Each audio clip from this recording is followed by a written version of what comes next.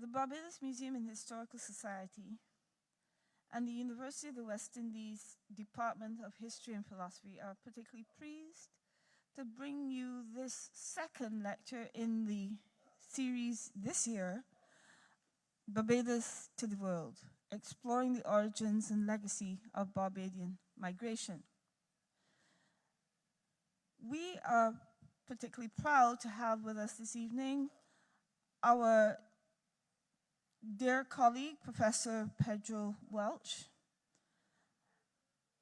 who is not just a prominent historian in his own right, but who is also the editor of the museum's journal and has been a strong supporter of the museum's programming and lecture series for a long time. I'm not really thinking that I need to introduce Professor Welch to you. He retired, let me just say, he retired as Deputy Principal of the University of the West Indies and former Dean of the Faculty of Humanities and Education, and as Professor of Social and Medical History in the Department of History and Philosophy at UWI. The rest is a long and seried history in examining various occurrences within the history of Barbados and the Caribbean, and we're particularly pleased that he's to address us this evening on the subject of Barbadian migration to, if I understand it correctly, Suriname, the Guianas and Trinidad, 19th and 20th century narratives. This presentation traces the beginning of a course of migration by ex-enslaved workers and their descendants from Barbados, firstly to the Guianas and later to Trinidad and Tobago, from the mid to late 19th and into the early 20th centuries. It takes careful note of the push and pull factors that stimulated the migration movement in that period and attempts to track the conditions which these migrants experienced in their trek abroad. In reference to the Guianas, the focus is on migration to Suriname and to British Guyana, although some small migration did take place into French Guiana, Cayenne. It is noted that except for a pioneering work by the presenter, very little attention to this issue of Barbadian migration to Suriname is to be found in the English language historical publication. So, without any further ado, it is my pleasure to turn the floor over to Professor Pedro Welch. Pedro?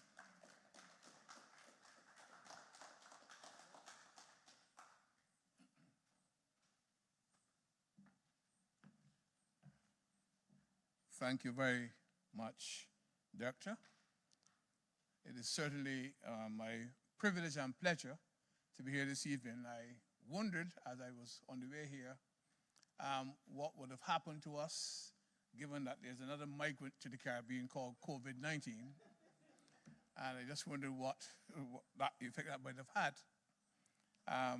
Even before I begin, my mind goes back to the other migrants like COVID-19 who also came to the Caribbean.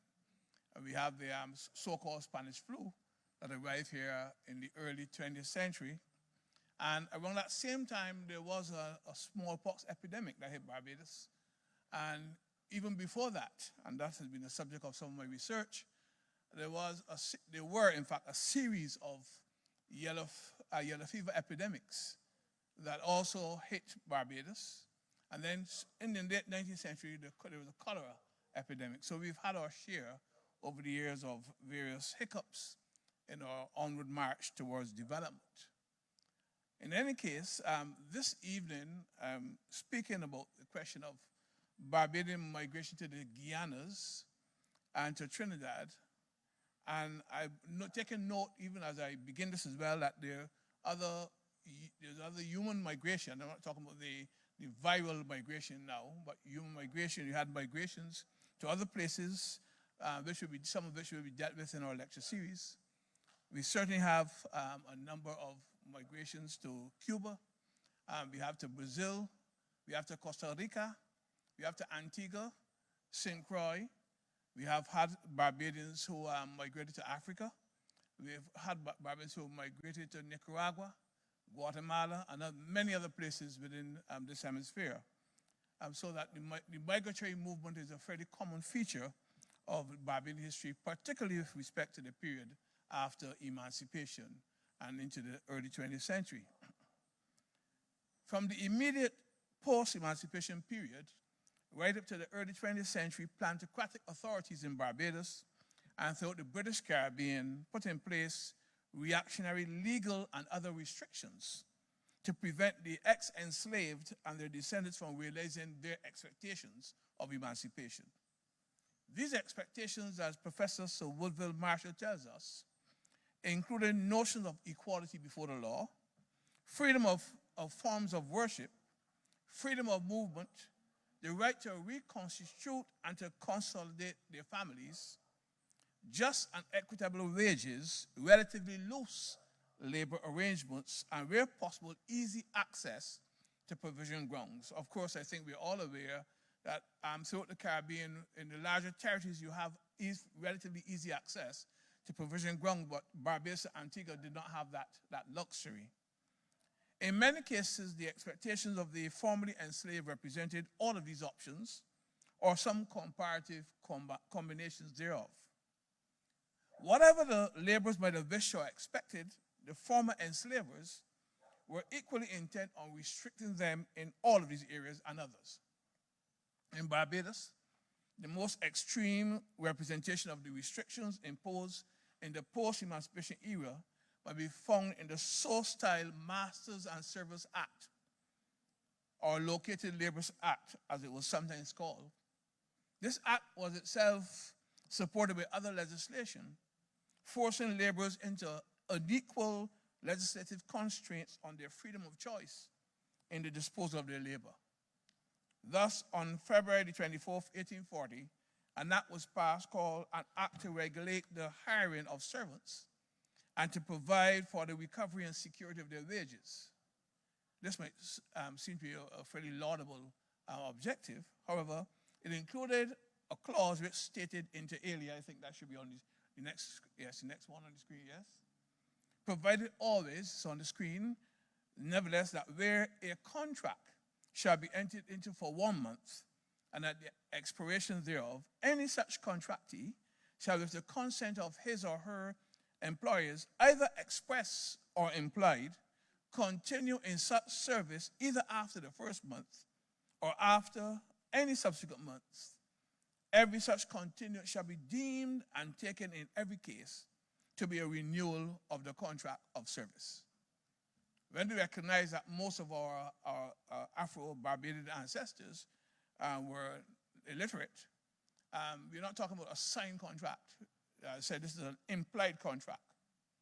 In short, once a laborer continued as an employee of an estate after 1838, even in the absence of a formal written contract, the Barbados laws assumed that he or she was under an implied obligation to continue in that employment. The laws also specified that any breach of such implied contract made the laborer liable to a fine or imprisonment or both. In fact, when I did some research on a village in St. Thomas called Clifton Hill, I was told by one of the interviewees that her father was threatened with a fine and imprisonment for seeking other employment. He was working on the Mount Wilton plantation, and in seeking to go for other employment, he found an obstacle in by way of the planter, who did not want him to take that opportunity. In Barbados, then, laborers found themselves in a legal straitjacket, bound to their estates under an arrangement in whose formulation they had no input. Moreover, a shortage of land for settlement or for peasant agriculture meant that the laborers were often dependent on the estate owners for land for housing and for some limited subsistence production. It is hardly coincidental then that some laborers might have looked for opportunities elsewhere in the Americas and in the Caribbean.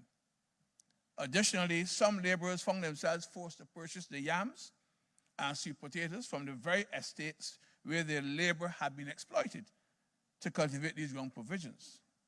Thus, the combined effect of low wages, made even lower by the extraction of rent for estate provision grounds and households, and the need to purchase farinaceous root crops for survival from the very estates that had fashioned one of the most oppressive labor regimes in the Caribbean, added to the push factors that eventually led to emigration from the island. The observations I've just made reflect the observations made by several visitors to Barbados in the post-emancipation period. In this context, we note the comments by W.G. Sewell, whose 1863 publication, The Ordeal of Free Labor, tells us the rate for wages for field labor is almost 24 cents. That's 12 pence per day.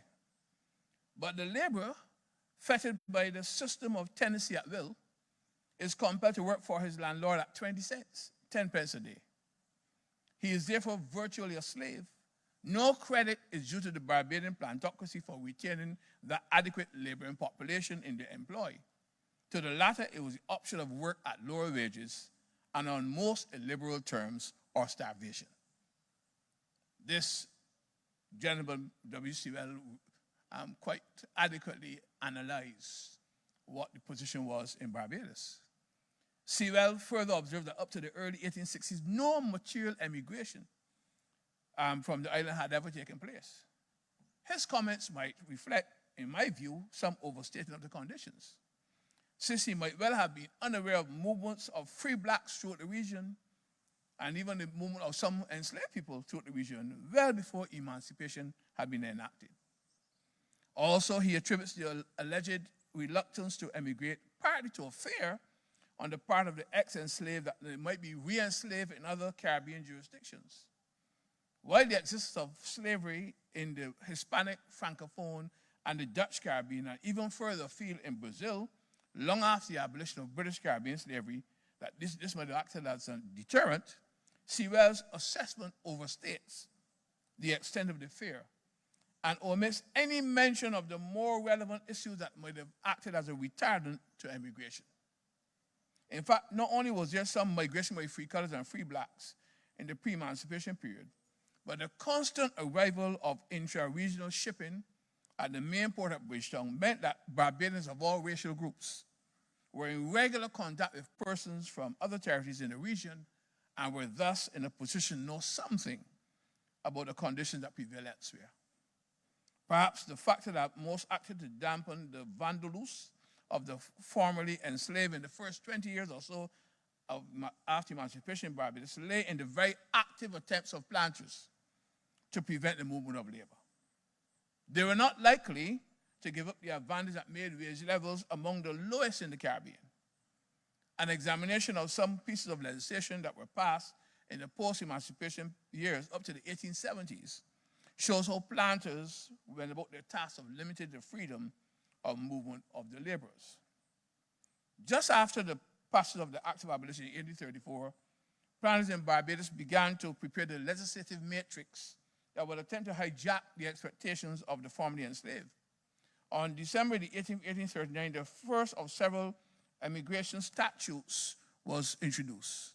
Under the legislation, the would-be emigrant was required to obtain a certificate from a church warden or from a justice of peace, stating that there were no dependents who were being left behind. Interestingly enough, just a few weeks later, on January 17, 1840, an act was passed to suppress vagrancy. It stated inter alia that any person, yes, that's on the screen, being able either by labor or by any other lawful means to maintain himself or herself or his wife or his or her children or child, who shall willfully refuse or neglect to do so, and every person wandering abroad shall be deemed an idle and disorderly person. On the surface, the Immigration Act appeared to express the authorities' concern for the well-being of dependents. However, the fact that many who did manage to migrate sent back remittances to support kinfolk left behind seemed to have escaped the framers. Additionally, in the case of the Vacancy Act, it was possible that an individual who intended to migrate but was not in full-time employment at an estate could easily be labeled as an unfit person and thus be deemed ineligible to receive the required certificate. On March 21st, 1840, a further amendment was made to the Immigration Act. In this case, the Act was amended to encompass and further modify associated pieces of legislation, one of which was an act to regulate the emigration of laborers from this island and to protect the laborers of this island from impositions practiced on them by immigration agents. The amended 1840 Act even went further in attempting to bind the laborers to the plantations. The extract that follows from this section of legislation permits us to analyze the intention of the framers as well as to provide a framework within which we might later trace the movement of Barbadian laborers to British Guyana, Trinidad, and Suriname, and to some other Caribbean locations. It thus reads us into earlier, and can I get the one? Yes. And where certain persons have been carrying on the traffic in laborers to emigrate from this island to other colonies, such persons have by wicked devices endeavored to dissatisfy the laborers with their state and condition. That is a bit ironic. Given the wage levels that we were just talking about, given the conditions on the estates, they're attempting to shift the desire to move from Barbados and to base it on what they call wicked persons. And it goes on to say, and whereas, while it is just that the laboring classes should be left absolutely free to carry their labor to the market of their own choice, yet it is proper to provide at the same time against their ignorance and inexperience being practiced upon by interested parties. The language is clever. On the surface, the framers of the Act couched the legislation in language that appears to offer protection to the immigrant. However, more sinister intent is revealed. One notes that immigration agents from the host colonies, and even some residents in Barbados, are accused of causing dissatisfaction among the enslaved with their state and condition and of unsettling their minds. Moreover, the description of the laborers as ignorant and inexperienced also suggests that in the view of the framers, the formerly enslaved were like children, incapable of making rational decisions about their own futures. The local authorities were not content to limit the anti-immigration stance to the control of immigration agents, and hence the denial of freedom of movement to the laborers. They also sought to extend the reach of the planters' law to the very ships that transported the immigrants. Thus, on the same day that the 1840 Immigration Act was passed, another act was passed to authorize the governor to appoint an assistant harbor master to ensure the health and safety of the immigrants. There's a preamble to this legislation and the following clause, which should come on the screen now.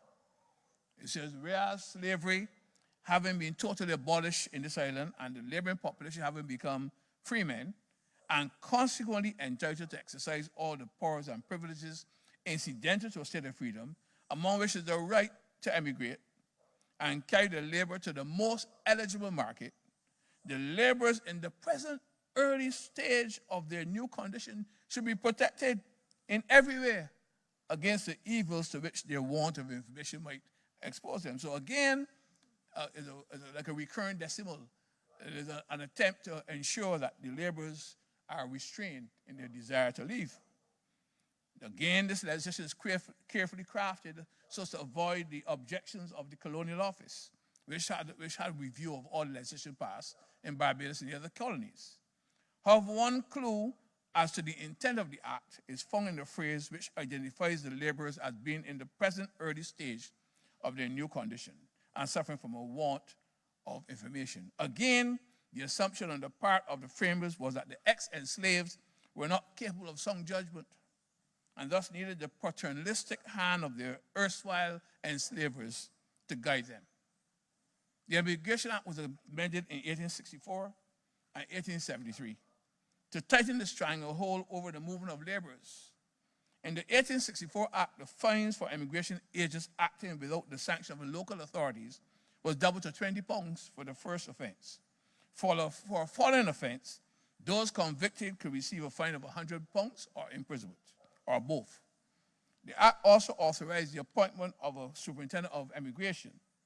In the 1873 Act, at Clause 6, it was reiterated that any captain of a vessel attempting to clear with immigrants engaged as laborers or artisans for any colony without the required certificate was also liable to a fine or imprisonment.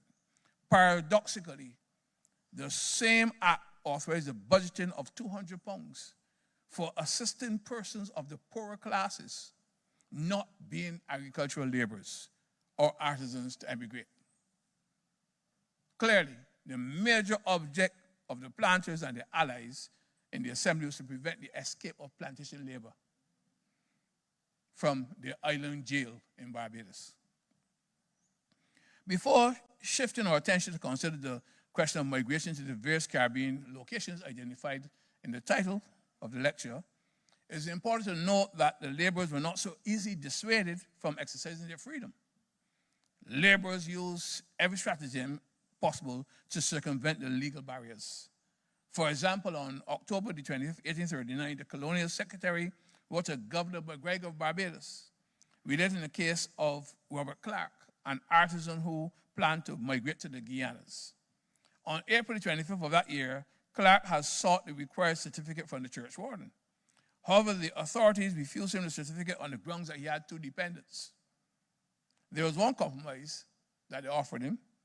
If the mother of the 2 children would guarantee that they would not become a charge on the state, the permission might be granted. Clark lost no time in getting the female to offer the required guarantee. However, 2 weeks later, another reputed wife, also with 2 children, complained to the authorities that the support of the children will fall on her. By this time, Clark was long gone. The colonial secretary was concerned that would-be migrants will seize the opportunity with avidity, particularly such as may be circumstanced like Clark. So we are clear that the ex-enslaved, the formerly enslaved, had a view, knew where they wanted it to be. They had analyzed their condition in Barbados, and nothing was going to prevent them from exercising the options of leaving wherever they could.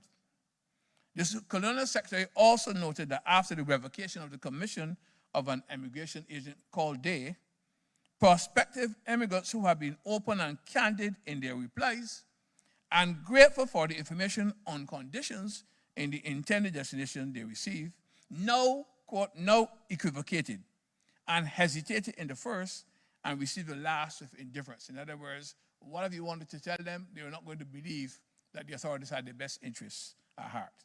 Indeed, one stated that he believed that the only reason for asking him these questions was to keep him in Barbados.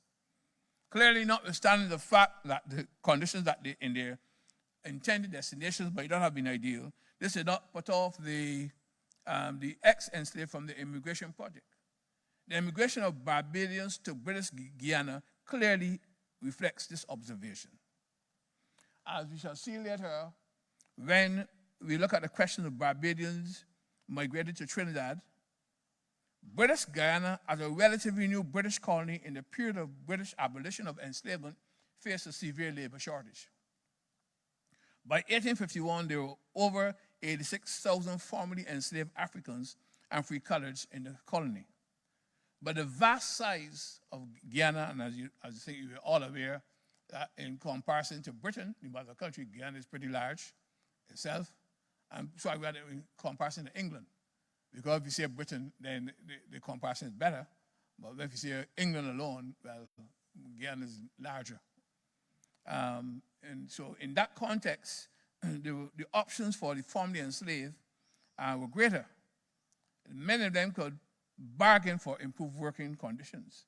Thus, we observe that in 1842 in British Guiana, when planters tried to coerce the Creole blacks, the Afro-Guyanese, into working on the estates on conditions determined by the planters themselves and at lower wage levels, the Creole laborers went on strike and they won. 1842, they won in British Guiana, they won in Trinidad. As far as I can recall, they also won in Jamaica.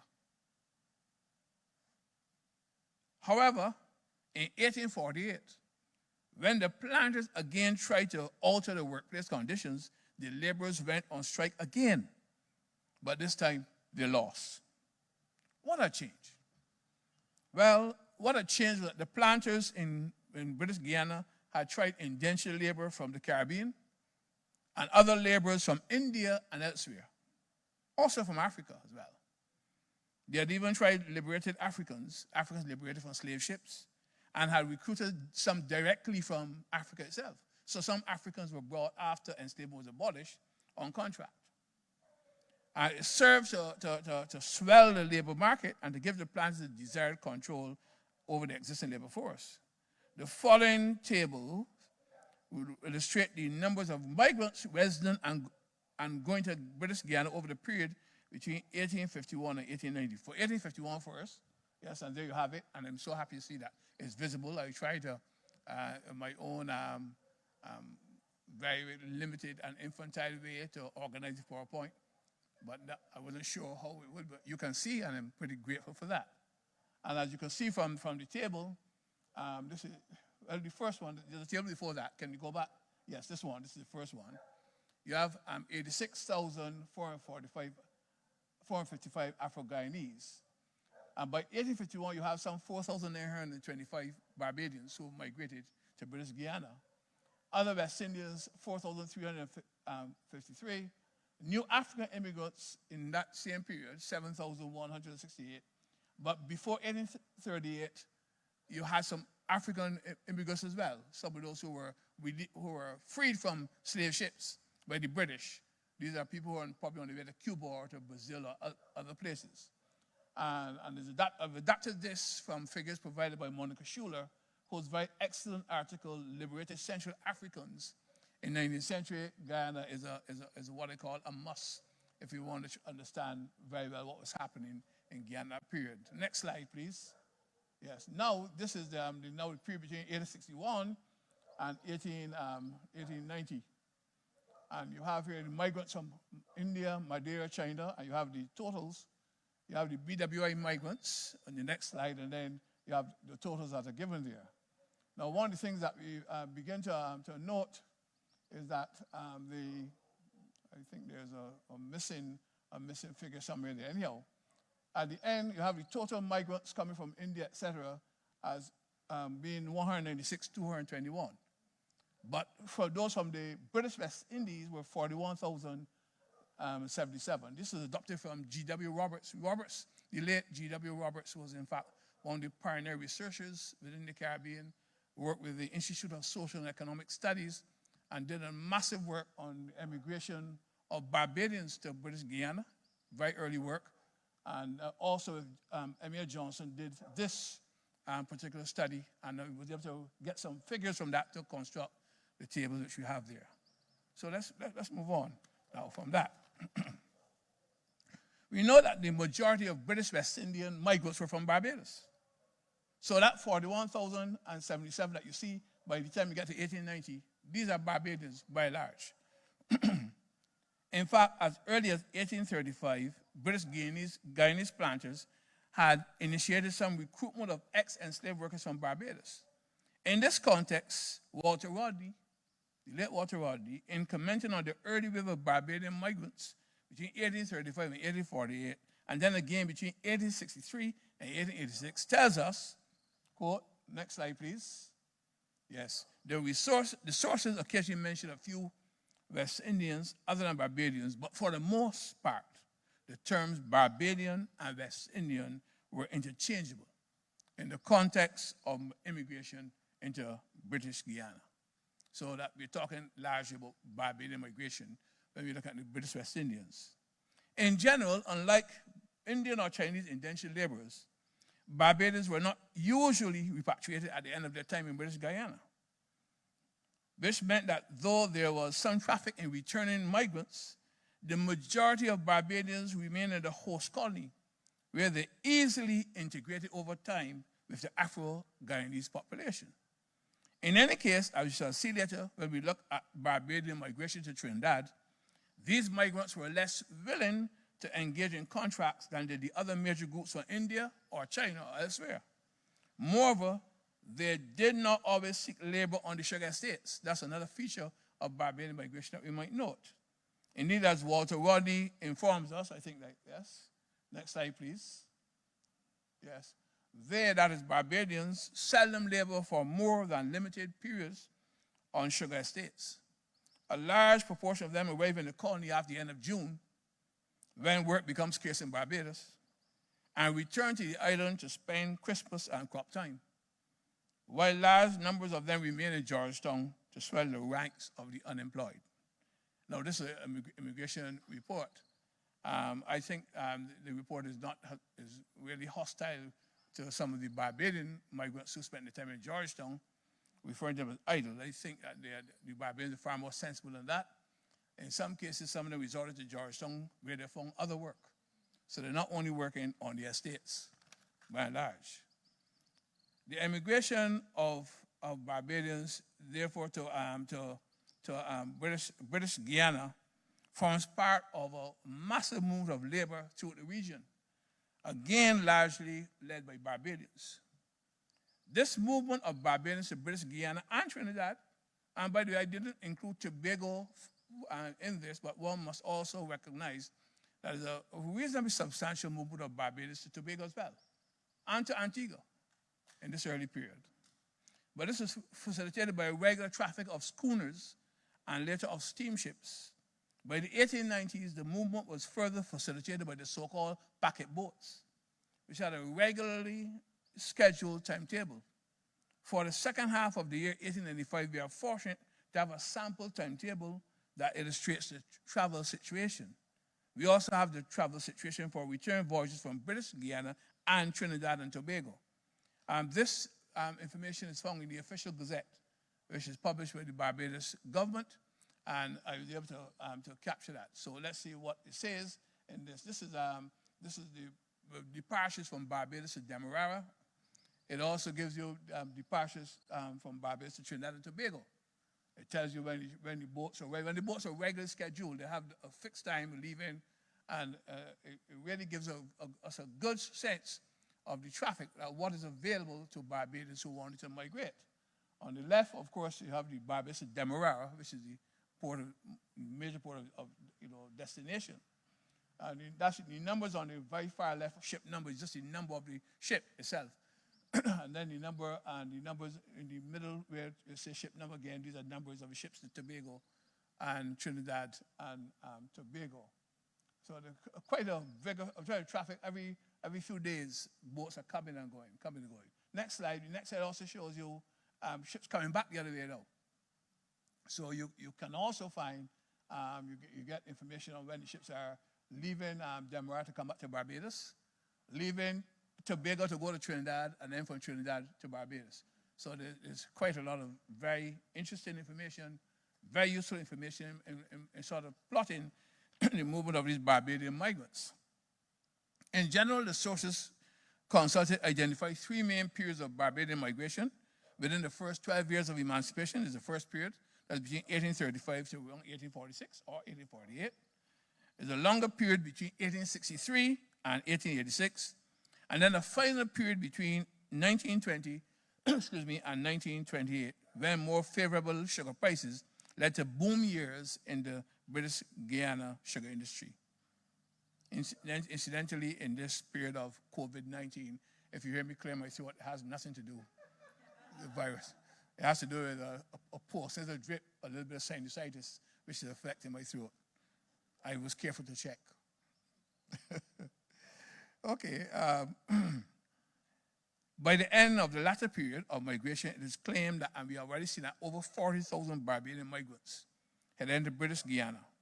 In the first phase, the arrival of these Barbadian migrants aroused some hostility from Afro-Guyanese workers, but over the years, some assimilation took place.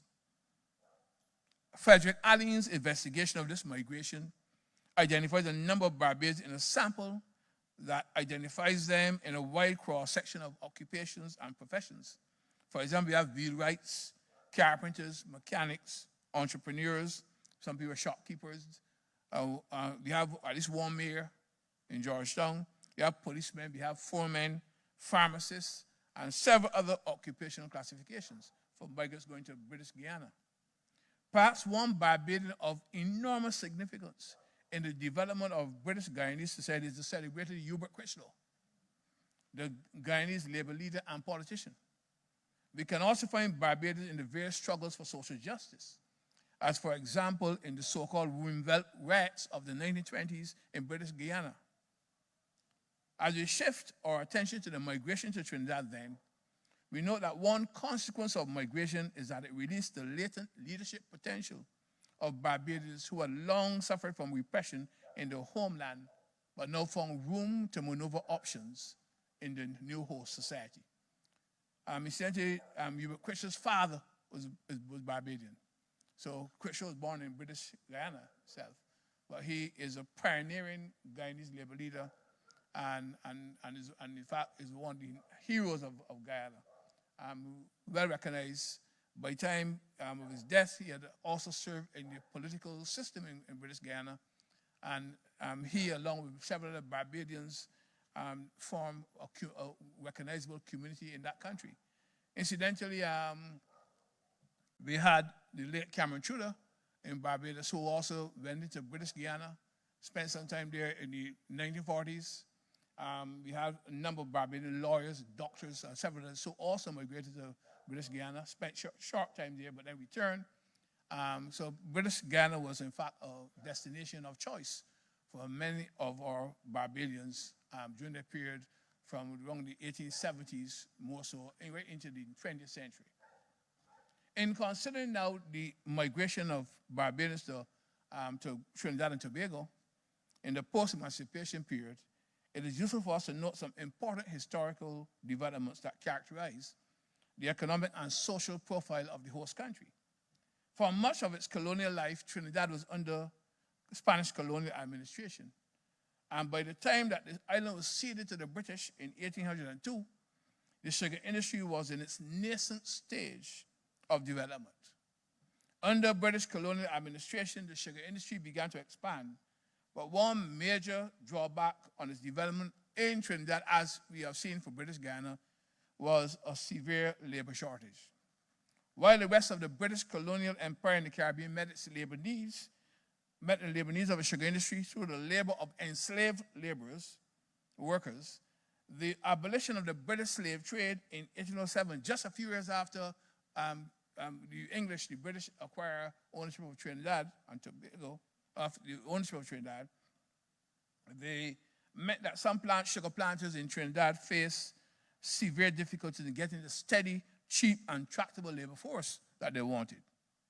The abolition of enslavement in 1838 further exacerbated the labor situation, and thus it was that planters in Trinidad turned to indentured East Indian and Chinese labor. However, Trinidadian sugar planters also turned their attention to other British West Indian sources, and that is where Barbados is identified as a possible supplier. Further consideration of the situation in Trinidad reveals that just 6 years after emancipation, most of Trinidad was largely undeveloped, or underdeveloped, that may be better. Of the estimated 1.5 million acres, most of this was uncultivated, and large tracts were owned by the Crown. Of the 200,000 acres owned by private landowners, it appears that less than half of that acreage was cultivated. There are some 32,000 acres under cane compared to almost 100,000 in Barbados. And another 25,000 acres in Trinidad was dedicated to cocoa cultivation. Just 3 years after emancipation, it is estimated that the labor force consisted of some 10,000 persons. However, by 1859, this had grown to about 19,000, including about 4,000 who had migrated from other Caribbean colonies, many from Barbados. The next table, yes. Yes, I'm glad you have that there for me, yes. The next table gives us some look at the geographical spread of West Indian migrants in Trinidad. And we are saying these are mainly Barbadian migrants. Some were from St. Vincent and Grenada, that is true, but that larger proportion was from Barbados. And it tells you where many of them were scattered and where they lived. So here you have District of St. Anne's, Diego Martin, Tacarigua, Arima, Mayaro, Toco, Blanchechus, Chaguanas, Cuba, Montserrat, Savannah, Grande, Burr, Arima, San Fernando, Cedros. They're scattered all over the place, but a lot of them are located, if you look at the actual numbers, Port of Spain gets a whole lot of the Barbadian migrants. 51, 61, and then 91, you see a lot of Barbadians are in these locations. Of course, you must also remember that a lot of Barbadians also live in Laventille, in Trinidad. And I've been told, I'm not sure how true this is, that the term Bajan, and there are a lot of people who've been looking for the origin of that, may really be a transliteration and a corruption of the Trinidadian Bajan. In other words, the Bajans had a reputation for being bad. So Bajan is Bajan. That's what some people have said. I'm not sure if that's true or not. But Barbadians are found all over the place in Trinidad. While the total West Indian migrant population is presented in these statistics, and it might be understood that, that due to the fact that not all migrants follow the legal channels for migration, it must be understood that a lot of them, there are a lot more West Indian migrants than we see here.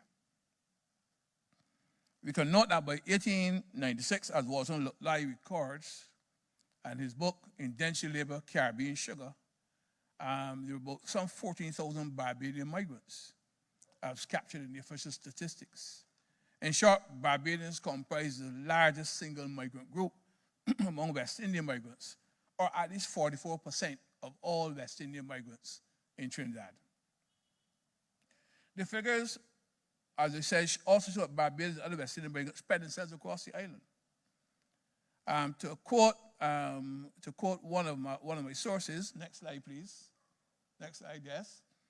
Most of the Woodbrook suburbs was occupied by Barbadians, Vincentians, and Grenadians. Other areas were St. Anne's. We already see some of that from the slide.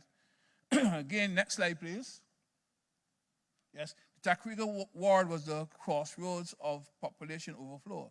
Along an area of British West Indian settlement, including numerous Barbadian cane farmers, also Vincentians and Grenadians, who worked on the cocoa estates as well in the valleys of the northern range. There can be little doubt that some Barbadian migrants, as reported by Howard Johnson, were attracted to Trinidad by the availability of land for squatting. However, the majority of migrants were also attracted by the higher wages that were available in Trinidad.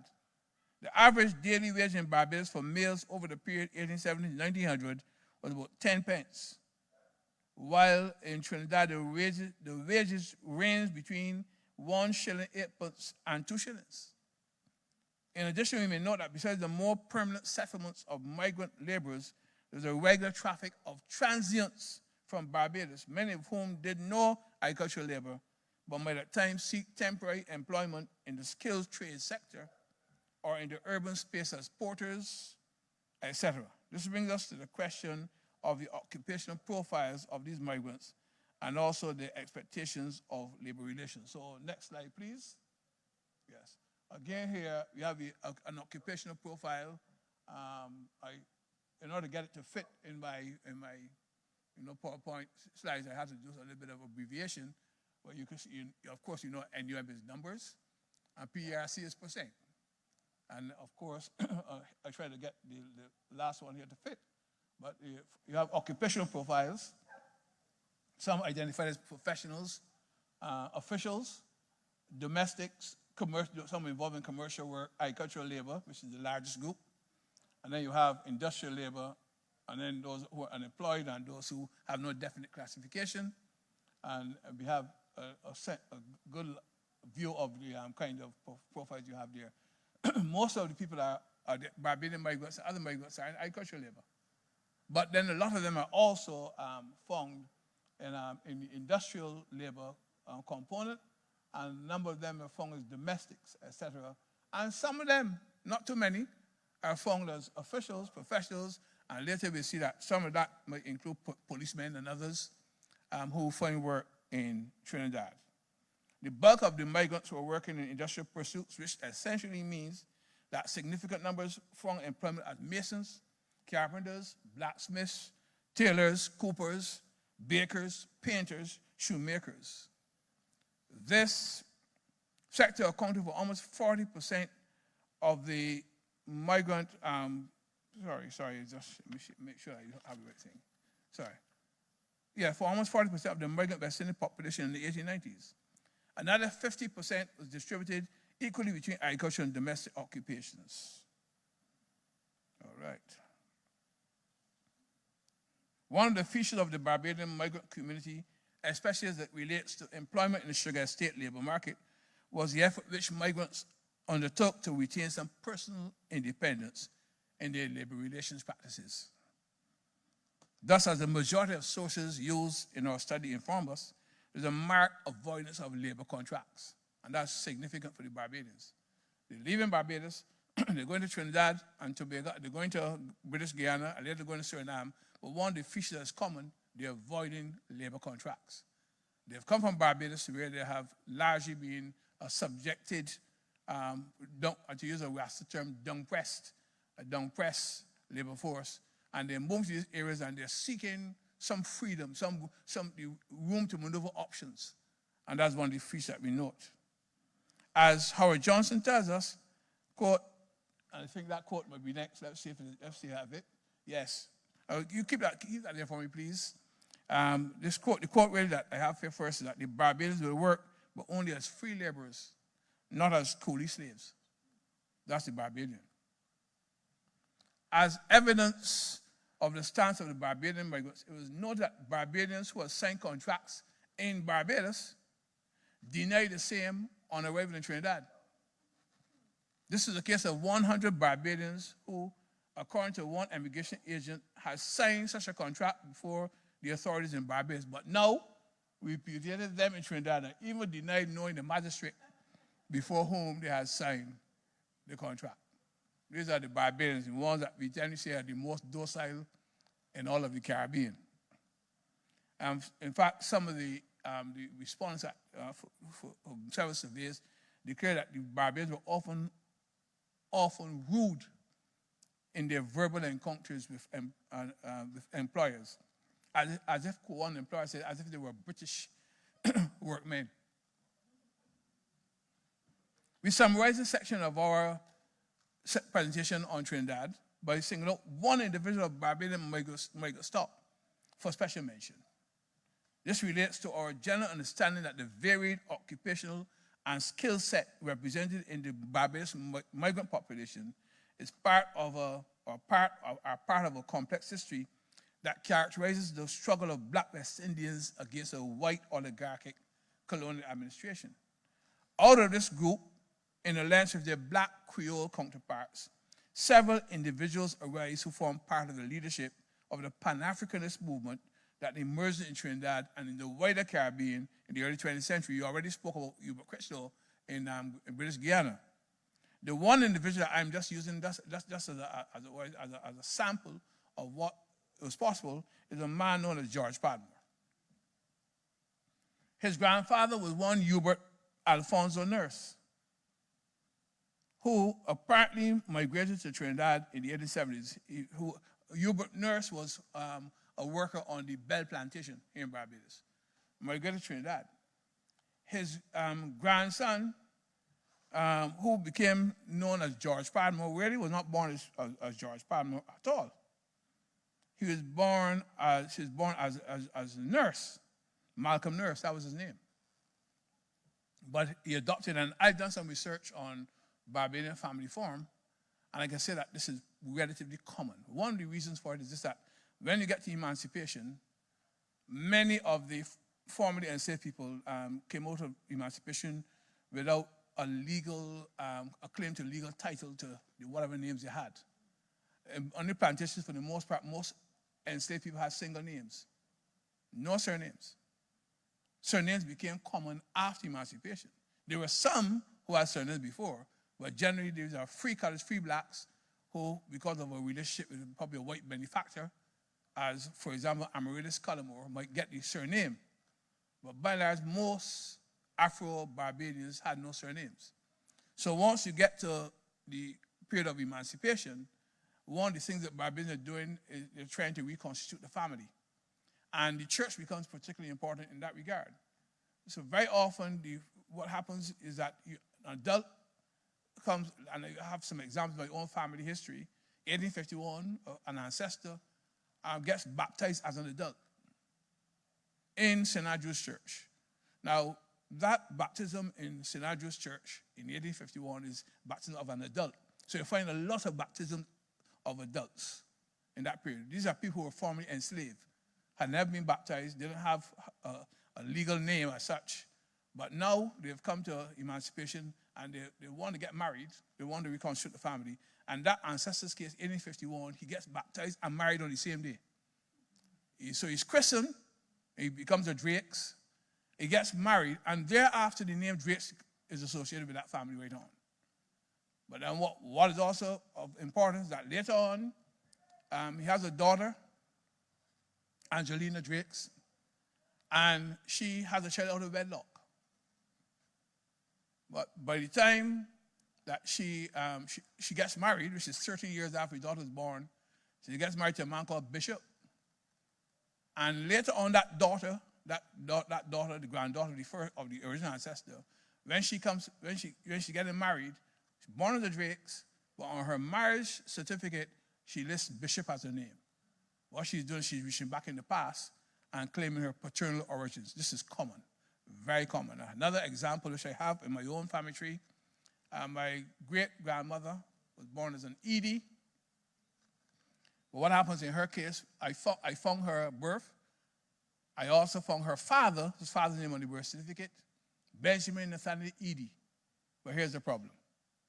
When I try to find his birth, I can't find it. I looked for it for quite a long time. Eventually, I hit on what I don't call it, it's called a trick, but I hit on a path forward. I looked to see if I could find an Edie getting married to anyone in that period. I looked for a number of Edies, and I found Joseph Nathaniel Edie getting married to a woman called Rebecca Pilgrim. And then I looked for Rebecca Pilgrim to see if she had a child. And sure enough, I found Rebecca Pilgrim giving birth to a child called Benjamin Nathaniel Pilgrim. When he gets married later on, what he does, he goes back into his past. And I assume that Edie was his father. And he pulls that name in, and from that moment onward, Edie is the name that is given to the family. Is there. So I'm of the view that in the case of Malcolm Nurse, his adoption of the name George Padmore is probably that kind of search. And one of my great grandfathers on my mother's side was a Padmore. So I claim connection with George Padmore. But he, that is George Padmore, became the single most important representative of the Communist International in the African and Afro-Caribbean world. His name is better known than most other communist socialists of the time. And in his life and contribution, we might see the very symbol of opportunity sought and won in the migration of thousands of Barbadian workmen and some women to Trinidad and to other places in the Caribbean. Having looked at Trinidad, therefore, excuse me, I turn now to the question of migration to Dutch Guiana, a.k.a. or also Suriname. The abolition of slavery in the Caribbean was how to ensure a reliable, consistent labor force. Even before emancipation was legally enacted in 1863, there had been some importation of Chinese labor.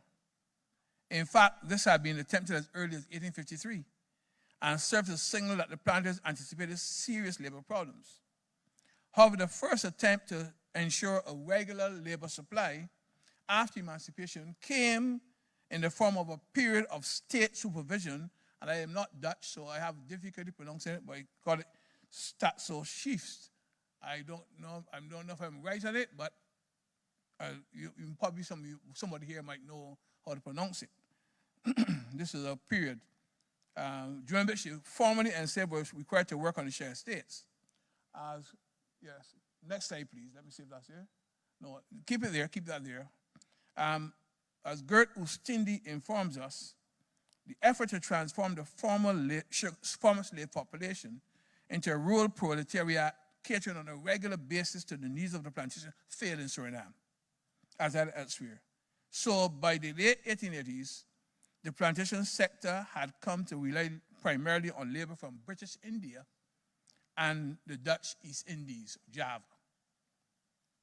There is no question but that indentured labor from India and Java played a major role in buoying up Suriname's sugar industry. However, we must also note that significant numbers of migrants were also imported from the British West Indies, mainly from British Guiana and Barbados. Indeed, over 3,000 laborers from Barbados migrated to Suriname over the period between 1863 and 1890. Initially, you might note that in several cases, Barbadian laborers resorted to subterfuge to escape the confines of the Barbadian society, and thus might not show up in the official statistics. Thus, the official statistics appear to be seriously understated. The fact is also that some of the migrants might have a two-stage migration profile. That is, there will be a first movement to British Guiana, and then later another movement to Suriname, and in some cases even to French Guiana, Cayenne. In discussing the issues facing the Surinamese plantation during the post-emancipation period, Rosemary Hofter has noted that in attempting to resolve the problem of a declining economy, Suriname's planters, in collaboration with the political directorate, tried to introduce this contract system, which I just identified, which I can't pronounce.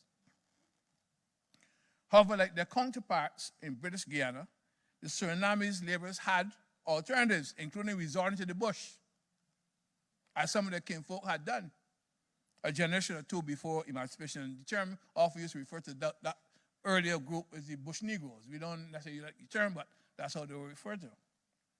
Incidentally, some years ago, a group came here to Barbados from what they call from the bush, that area. And while they were here, they were drumming and they were expressing their in full display their African culture. And I was told by some of them that when they went to Ghana, when they landed, that some of them couldn't understand what the Ghanaians were speaking in the Chi language. That's one thing. But there's something else I learned from them as well too. While they were describing the drum that they were beating, they had one of the gentlemen said the drum, the various drums, past the drum had a foot, like they have feet, and they had other section, and then there's a section at the top of the drum, which is a little protuberance called a bobby. Now, when he said Bobby, I had to go to him after the lecture because I had to find out what was going on. I said, there's a term we use in Barbados called Bobby. The Bobby is a Bayesian term for breast. And he acknowledged that was correct, that what they had got, in fact, in one of the things they inherited was some African words. And one of the African words is the word Bobby for breast. I don't think that we should also, in the dictionary, manage to get that particular evidence by speaking directly with people who were descendants of the original inhabitants. Thus, fairly early after Dutch emancipation, they didn't have enough labor, and they began to import labor from the British West Indies. As I said, in this early importation, the numbers were relatively small. And it would not be surprising to find that some workers from Barbados at that time, that's very early, just after Dutch emancipation, but they'd be somewhat reluctant earlier because Dutch emancipation had been delayed for up to at least 10 years and more after British emancipation. And therefore, they might not have been as anxious to move into to Suriname. However, we'll see the wages of the Barbadians were significantly higher again. They too, like the Creoles, could seek alternatives in the large Surinamese hinterland. And if British Guiana just over the rivers, they could also desert. Indeed, in 1872, the governor of Suriname reported that desertion, especially over water, was common. Moreover, it was reported that over the period 1874 to 1877, a spirit of resistance was especially evident, especially among the Barbadian and Chinese workers, who launched several protests against their conditions of work. These general observations add to the matrix in which we will further considered the course of Barbadian migration to Suriname. Our attention now turns to the question of recruitment in Barbados. Given the labor situation in Barbados, it's not surprising that immigration agents acting on behalf of Surinamese planters might have found a fertile ground for their advertisements. As early as Tuesday, December 8, 1863, an advertisement in the Times newspaper of Barbados informed laborers that Shannon, there's a man called J.H. Shannon, and he offered free passage to Suriname and Nickerie, and wages were 40 cents per day. That's 1 shilling. How much? That's shouldn't be 24. 12 pence, 24 cents, and that's 16 cents more. So you're almost 8 pence. 1 shilling, 8 pence. And they offered the usual advance of housing, free passage, etc. The first matter of importance, therefore, is the wages offered, almost double what Barbadian would have had in Barbados. The second manner is that of a return of a free return passage. You get a free return passage as well. Further investigation of Shannon's involvement in the recruitment of Barbados suggests that there might have been a network of people network of persons that bound Suriname's proprietors and officials and merchants in Barbados into one cohesive group, into a community of shared interests. Interestingly enough, this first evidence of Barbadian agents in the trade in migrant labor, that is of Shannon's advertisement for labor, was published at the same time as the proceeds of a debate in the Barbadian House Assembly on the immigration of laborers is also published. On December the 8th, 1863, the editor of the Times wrote to inform leaders of a bill to regulate immigration schemes, then before the House Assembly. The bill apparently called for the licenses of all immigration agents. It seems that the editor might have been somewhat biased in his coverage of the issue, probably influenced by the advertisement fees that he had received from J. Shannon. His editorial declared, "This bill receives a great deal of opposition in this newspaper, being considered an effort to impede the immigration of laborers from the island." This is the newspaper. The editor is quarreling about the bill. Thus, the network of interest at work in the recruitment of workers to Suriname will be more extensive than we have understood so far. J.H. Shannon, the agent that we have identified, was a Bridgetown merchant who also served as a landing waiter. Landing waiter was, there were several professions in the customs department. One of them was identified as a waiter. The waiter was the sub-agent for the customs department. And he oversaw the loading and the unloading of ships in the Bridgetown Harbor. As other customs officers were variously identified as coast waiters, tide waiters, and searchers. Shannon might have also been a friend of a man called White Atkins, who was the consul for the Netherlands, Spain, and Denmark in Barbados. Whatever the nature of the relationship between the two men, Atkins' position as consul probably put him in contact with some of the leading planters in Suriname, and it might well have facilitated Shannon's employment as an agent by J.D. Veer Tyndall, a Surinamese planter. And what you have on the screen is an advertisement in the Times of June the 25th, 1870. It declares inter alia, J. Shannon gives notice that he has been appointed attorney in Barbados of J.D. Veer Tyndall, Esquire, proprietor of several estates in Nickerie, Suriname, that's Guyana, for the purpose of employing agricultural laborers for these estates. No immigrant will be sent without the approval of James White Atkins. Now, who is James White Atkins? He's the consul for yes. That's the point. So you have some things happening.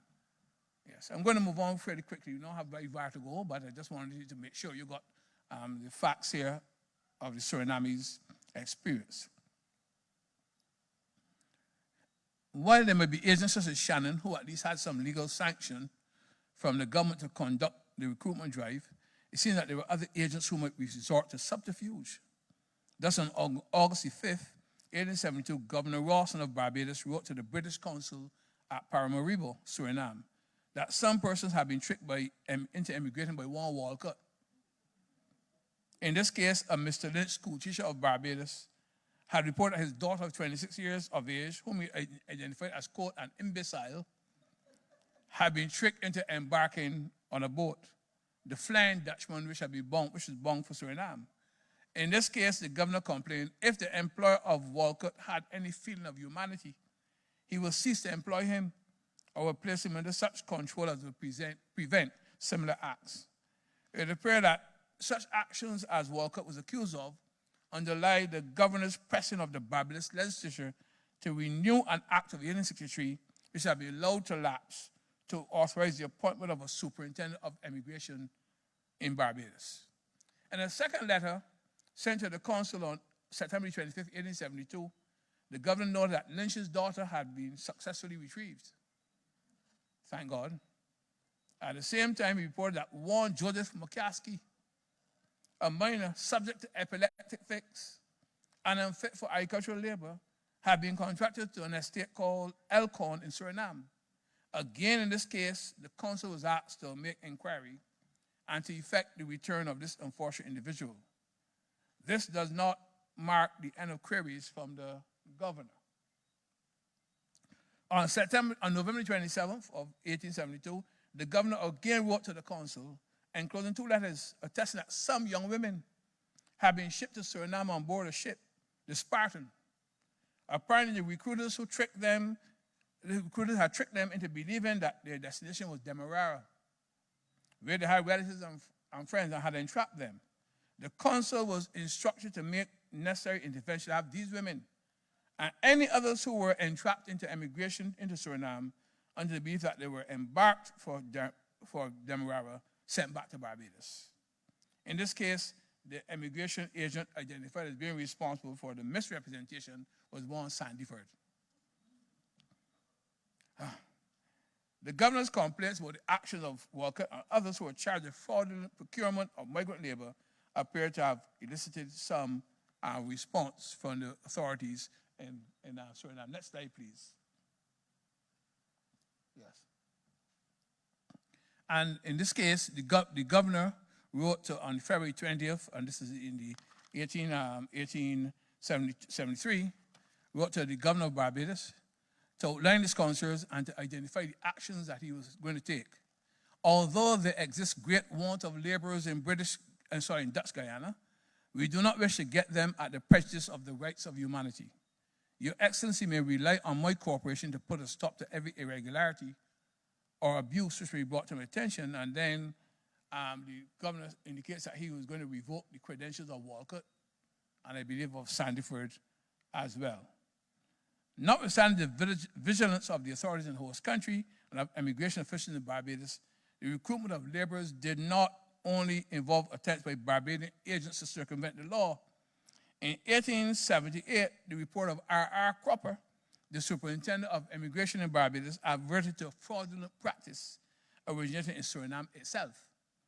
Early in the year, it became known that the proprietor of Suriname was attempting to procure laborers without passing them through the immigration office in Barbados. You remember I said earlier that the statistics that we have may be understated because there are a lot of things going on behind the scenes. The greatest vigilance, he said, was exercised to detect this illicit traffic. In any case, I'm going to just show you what the official statistics show in 1877. Next slide, please. Yeah, next slide, please. Yes. Next slide. You can go past this one. Next slide. Yes. This table, this is taken off from the Barbados, the official Gazette again, and it's 1877. And again, the point I'm making, and I want to repeat the point. It shows migration to British Guyana, and you see that 948. And it says 16 to Dutch Guyana. The point I'm making, and repeating again for emphasis, is that when we see British Guyana, we have to also assume that some of that migration to British Guyana is also intended as a cover for migration to Suriname. Right? You have migration to Trinidad, and a lot of that is also on Tobago.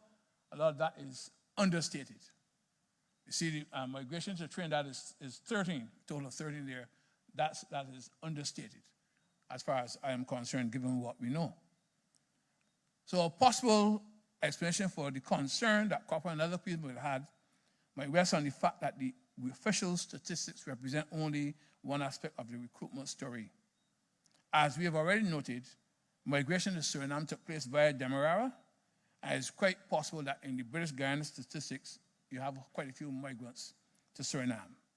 The blue books for the period 1870 to 1890 indicate that about 20 ships cleared for Suriname on average per year. So the 20 ships, and those ships are not always bringing goods, they're carrying people. Okay, now we come very quickly, and we come to the last lap, to the question of resistance and restriction. We want to look at the experience of these Barbadian migrants to Suriname. We find that some of the migrants who were recruited from Barbados are recruited for the sugar plantations. But some of them are also recruited for the gold fields and the balata industry. As you know, balata, you're thinking of the rubber industry, rubber tree industry. The labor condition in these industries varied. Thus, we find a number of reports between the governor or the consul and the governor of Barbados talking about what was happening to the Barbadians. Next slide, please. Yes, he says a very large number of Barbadians have been recruited and brought here for labor on plantations and in the gold fields. The unsuitability of the latter is so well known that I am compelled to beg your excellency to discourage the recruitment of Barbadians, of laborers in Barbados for this colony. The consul also reminded the governor that he written to his predecessor on March 3rd, 1888 on the same issue. It seems that the real issue that concerned the consul was a question of responsibility for those migrants who fell ill and were thus unable to work. Next slide. Yes. So long as the migrant retains his health and strength, he finds plenty of work.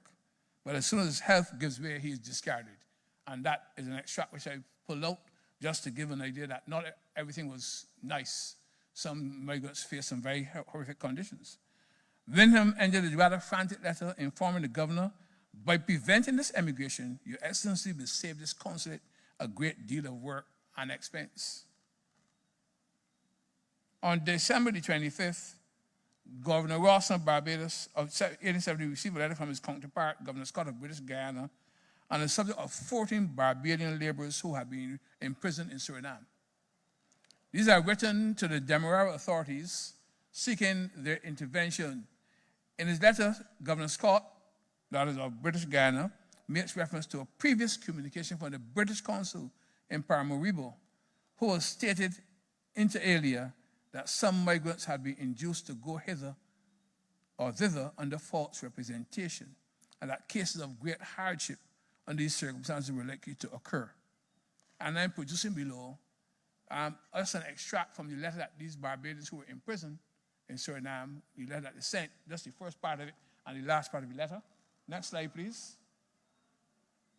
Yeah, this is a letter written by Barbadians. It says, may it please your excellency to listen to the petition of your humble servants, and grant us your assistance in the name of our sovereign Lady Queen Victoria. Now, that reference to Queen Victoria is not accidental. It's a recurrent decimal in looking at the response of formerly enslaved people. And very often they recognize that one way of trying to improve their conditions was to appeal to a higher authority. And the higher authority that they often invoked was Queen Victoria. Not that she ever really paid any attention. 1865 in Jamaica, after just before the time of the Morant Bay Rebellion, there's another letter to Queen Victoria, and she really responds to the letter, but the letter says, if you work hard, everything will be all right. That's how it came. It said, Your Excellency, we, your humble petitioners, have been brought up from the island of Barbados under false pretenses by a man named Clark. Now, you believe Clark is a Bajan. Who has been living in Suriname. So that's what I said. I've left out, because the letter is a very, very long letter, but this is the end of the letter. Now, next slide, please. And the letter is the next slide. And here are the names of the persons who signed. Mears, Carrington, these are quintessential Barbadian names. Phillips, Nellin, Russell, Firk is not too strong a Barbadian name, but that might be also a misspelling. Seeley and Johnson Payne, some of them were Masons. And then you have Alexander Boyce, Robert Gittins, his wife and 3 children, William Jordan and James Cox. These are the persons who had gone to Suriname and now found themselves in prison. Some issues appear in the petition that allow us to reconstruct the universe as perceived by these unfortunate workers. In the first place, they were subject not only to the chicanery of white officials, they were also at risk of deception by their fellows. And the fact that they're very specific about the source of their problems and have identified by name the perpetrator lends some credence to their complaints. Another factor in their complaints seems to be the lack of support from British colonial officials in Suriname, hence their desperation. Eventually, however, we must indicate to you that eventually they seem to have got the justice. Next slide, please. Yes. For not too long after, we get this postscript to all the exchanges going on, and there was a court case. It says the sentence of the court was pronounced this morning. The government have lost the case with expenses. The Barbadians free. So these Barbadians who had gone to Suriname, who would face some serious problems, they were eventually set free. These vignettes entered into the conditions facing the migrants in Suriname indicate that escape from the confining labor environment of Barbados did not necessarily mean escape from the long reach of the planter elite and oppression. In any case, the evidence shows that the Barbadian workers were willing to confront the systems that sought to curtail their freedom of choice. And again, we continue to see several dispatches between the authorities in Suriname and those in Barbados. There's one around 1881, thereabouts, where there's a disturbance involving Barbadian workers. Apparently during that disturbance, one Barbadian was shot to death, another received a gunshot wound, and 15 others were slightly wounded. The Vice Consul carried out an investigation, and he says here, a number of Barbadian indentured Barbadians had for some time past shown great discontent and objected to perform the regular task work as being too heavy. So the Barbadians were not taking matters lightly. They were willing to confront the authorities. Next slide, please. Yes. Sorry, go back, went back. I didn't want it here, right? Thank you. Thank you. We'll get to that. That's the last slide. I just wanted to share with you the case of Barbadians working in the Balata fields. And again, I've been in this very severe management, severe oppressive management. But that does not stop the Barbadians from forming a recognizable community in Suriname. I became aware of that community when I visited Suriname about 20 years ago. I happened to be introduced to a man called Ramon Cumberbatch. Now, when I heard his name, I immediately knew that he was of Barbadian extraction.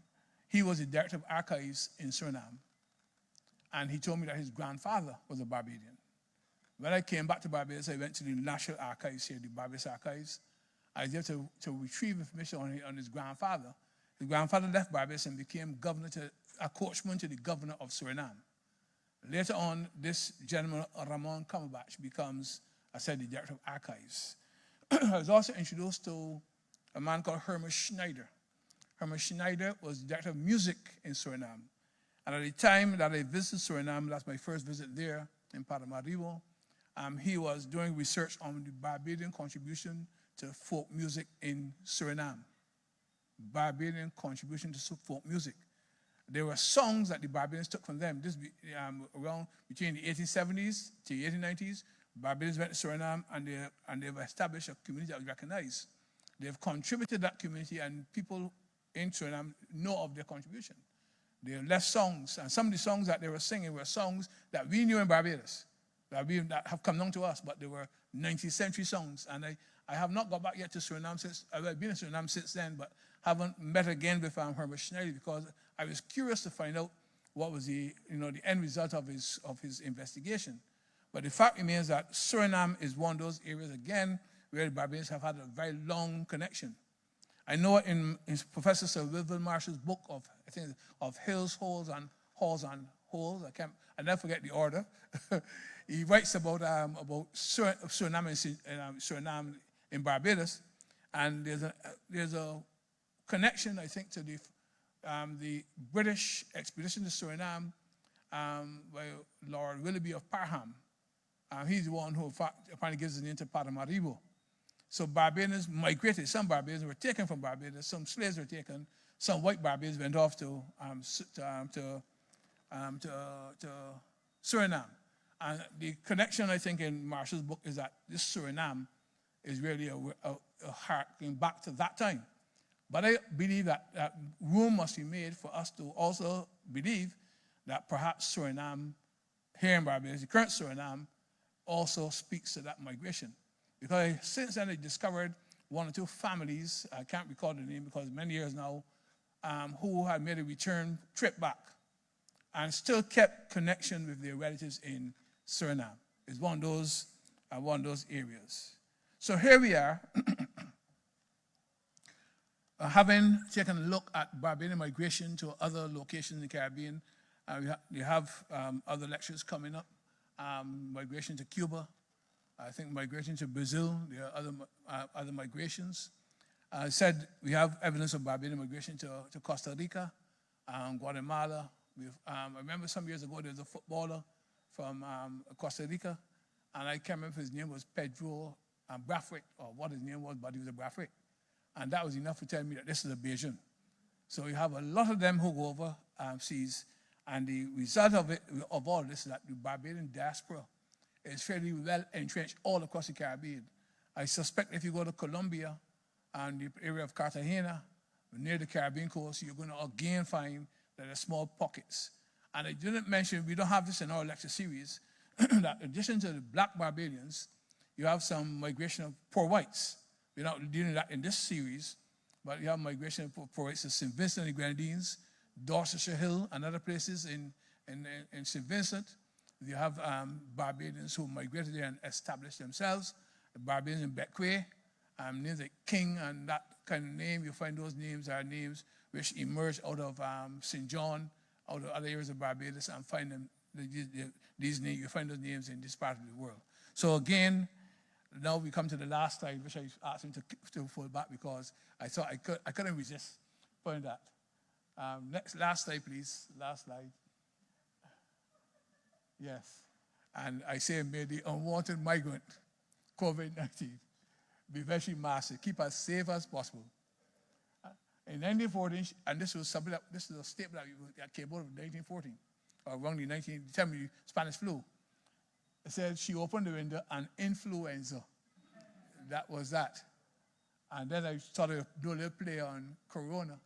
So he said, in 2020, hopefully she shut the borders, not the window this time, and completely CO, routed RONA naturally, and completely this uninvited guest. Thank you, ladies and gentlemen. Okay.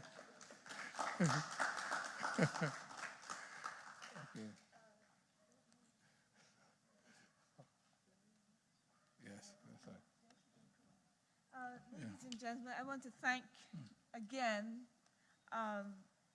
Professor Welch for giving us such a comprehensive picture of Barbadian migration to our neighboring countries, because we don't often understand and recognize it, and yet it's so much a part of our heritage even today, how we have these connections with populations in the Guyanas and in Trinidad that continue to reverberate today.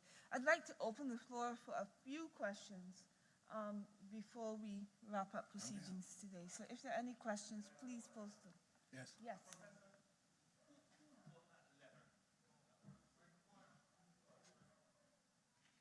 Excuse me.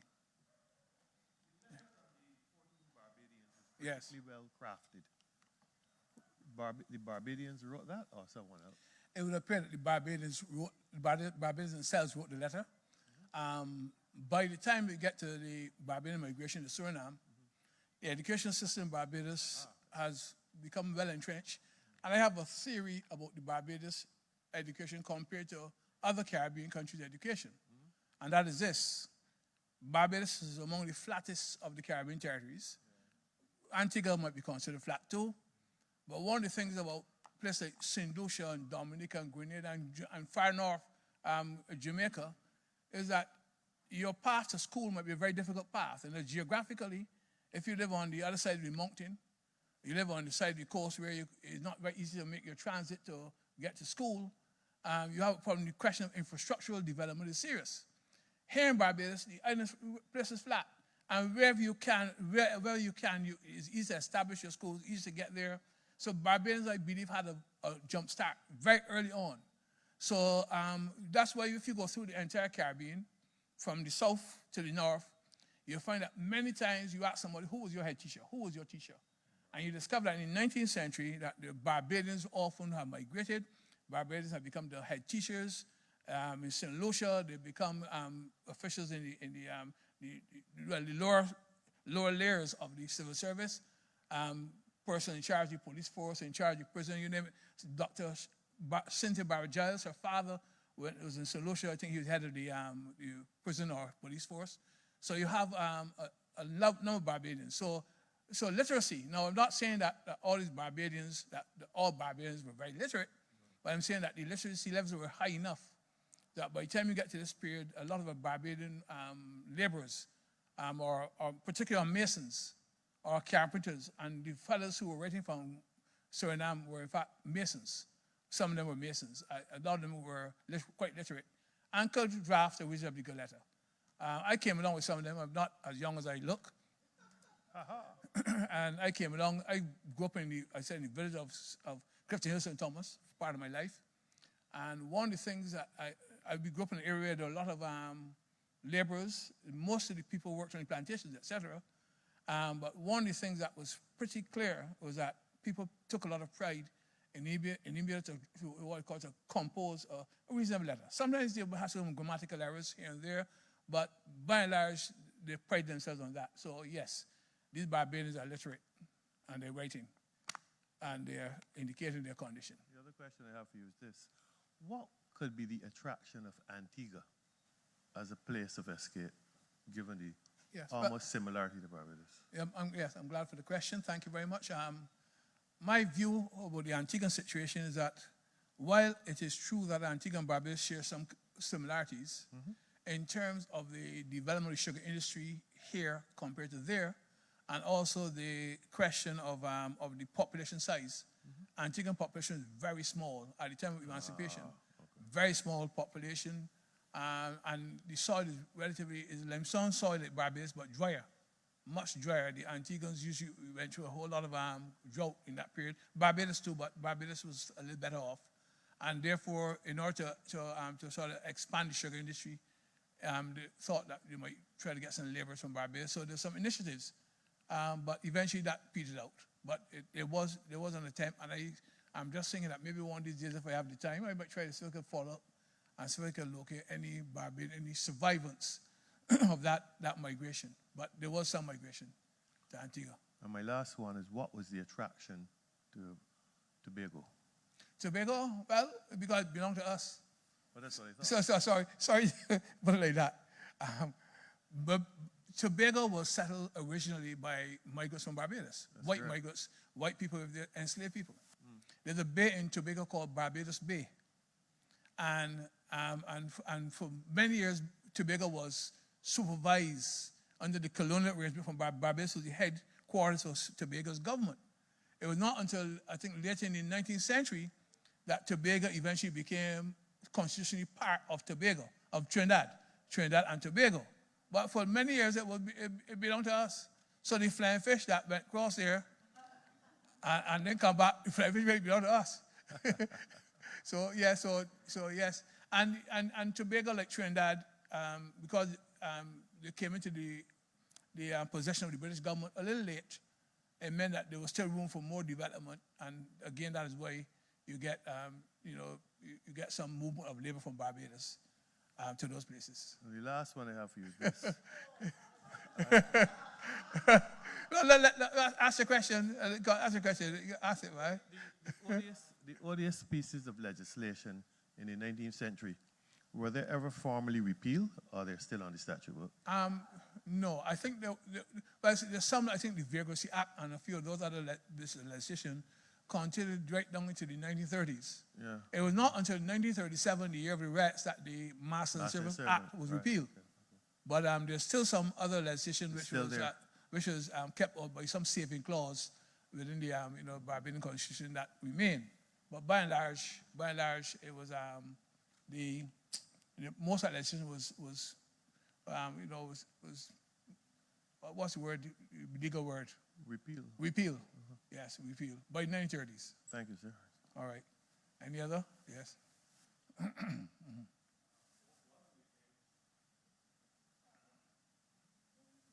Yeah. One of the things that fascinates me is and you touched on it, is the question of surnames and the adoption of surnames by former slaves.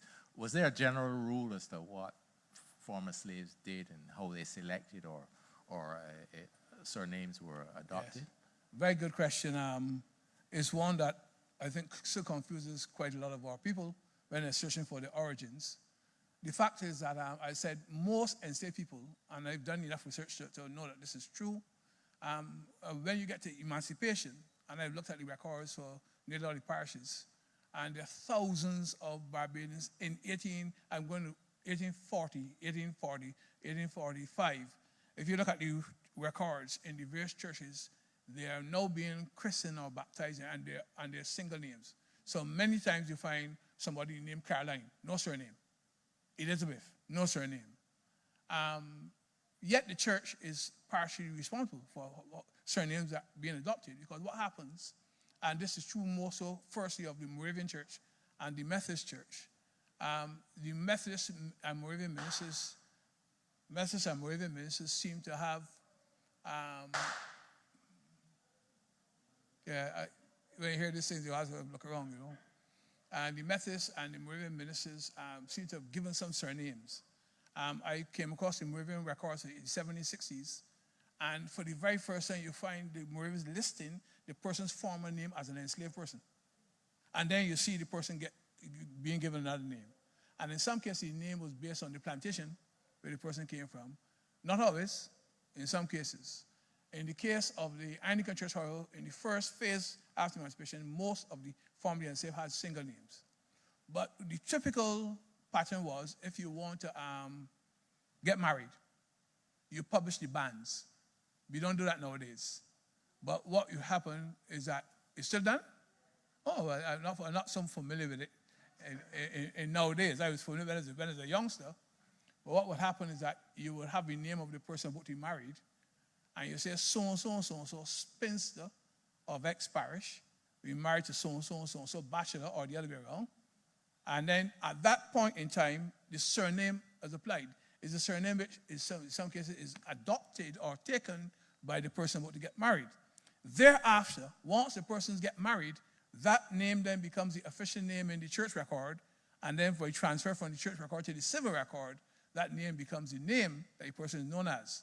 So, but a lot of surnames come, I think, by way of the minister of the church inquiring, what is your name?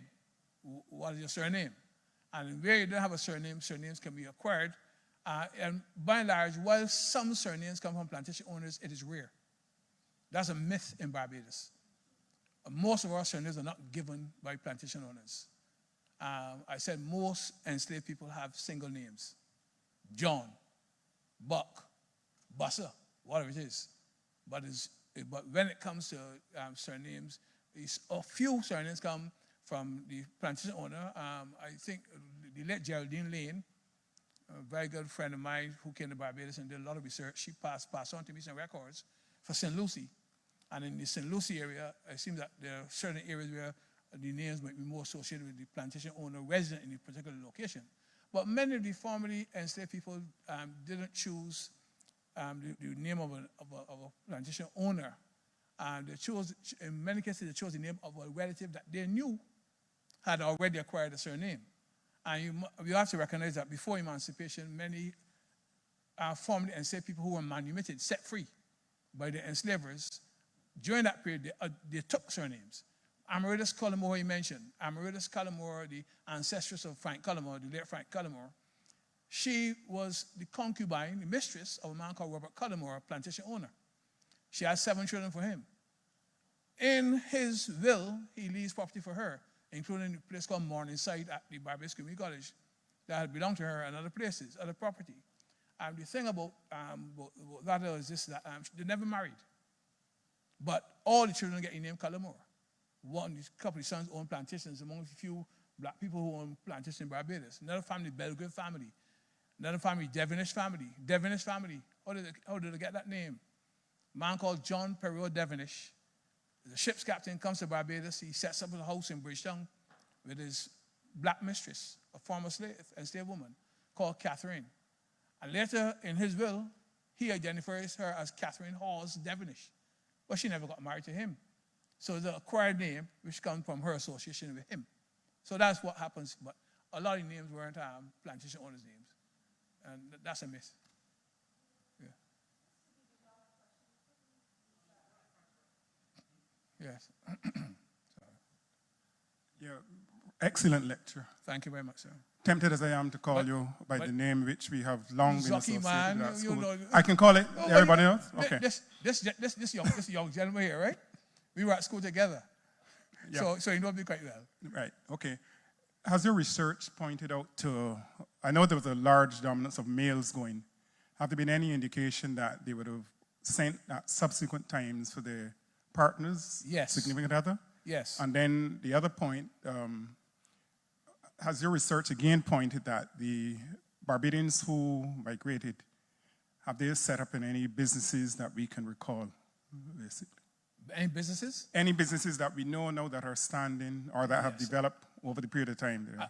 Or they remain the labor class generally all the time? Yes. Okay, good question. Okay. In the case of British Guyana, it is clear, and we have enough evidence, and by the way, I point you to the research done by Frederick Allen, Dr. Frederick Allen, who has done a more recent research on British Guyana, and he's identified persons who own businesses, who are business owners, entrepreneurs in Guyana, and who are known for that activity. So there's evidence that you have a number of persons who establish themselves outside of the plantation labor sector.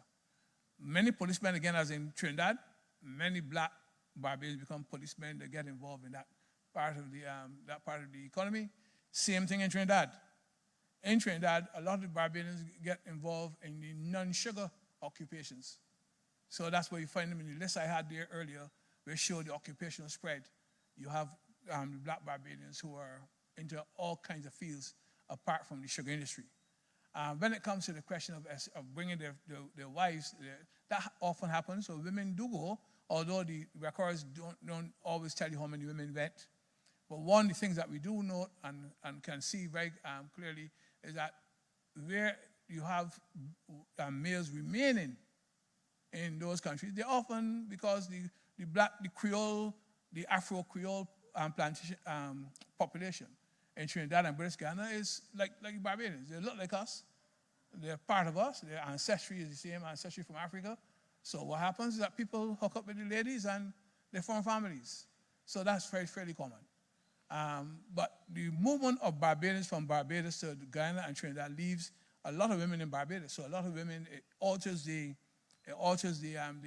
demographic profile of Barbados significantly. So a lot of women remain. A lot of men went. Happened also when the first migration to England came. Some women went, yes, but they had a number of cases. My father used to be the Labor Commissioner of Barbados back in the early 60s, and he could, if he were alive, he would tell you a number of stories of when he's gone to England to some meeting, how many women send a message to him, say, if you meet on this man, tell him that I gave him for 1 more year to be out there, and if he's not here by another year, I done with that.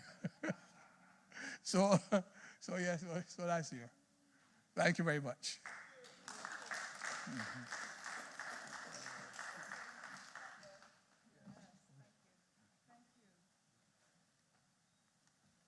Thank you again, Professor Welch. It was very stimulating and informative lecture, and we are very pleased to have had that second successful lecture in this series. Unfortunately, as you know, we have invited another person to our shores in the form of that might be true, in the form of this unfortunate virus. For that reason, and because of public policy, and also because of the institutional policy of UWI, we are also going to now move to the rest of the series being virtual lectures. So although we are maintaining this schedule, as you see on the screen, and our next lecturer is Dr. Frederick Aline, who's already been mentioned this evening, on Barbadian migration to Brazil in the early 20th century. It will be a lecture delivered virtually. So we do hope that you're able to join us online for these events. We are, both the university and the museum are committed to continuing with the delivery of this other information. But because of the regulation, the policy, I should say, and in light of the continuing developments, we feel it is necessary to turn to the virtual form of delivery. So we will tape them, they will be broadcast or live streamed initially, and then we will be looking at broadcasting them on a later date through CBC or whatever. Thank you very much for your attention, and I really very much appreciated your activity as the audience. And I'd like one last message to be reminded to you that our curator of social history, Natalie McGuire, who's sitting in the back there, is looking forward to receiving any of your migration experiences and stories. We continue to want to interview those of you who wish to share your stories with us so that we have a more complete picture and that we understand that history, particularly in this century, cannot be written all in history books. It's in your memory, and we hope that you will share it with us. Thank you very much for your attention.